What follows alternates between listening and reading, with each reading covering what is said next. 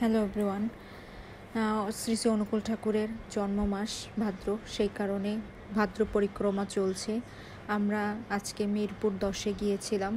ওখানে অনুকূলচন্দ্রের মন্দির করা রয়েছে, এখানে গিয়েছিলাম আমরা এবং আমার ভাসুরদের সাথেই গিয়েছিলাম আমরা সবাই। তো ভালোই কেটেছে। তারপরে আস্তে আস্তে বিকাল হয়ে গিয়েছিল। আমি আবার উপোস ছিলাম, যেহেতু আজকে জন্মাষ্টমী।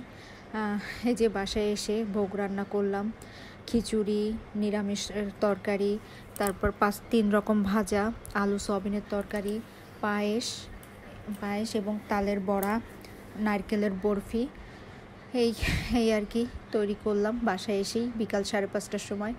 তারপরে 9:24-এ যেহেতু রোহিণী নক্ষত্র লেগেছে, তারপরেই আমি আমার শ্রীকৃষ্ণকে অভিষেক করলাম। এই আর কি। সবাইকে জন্মাষ্টমীর শুভেচ্ছা।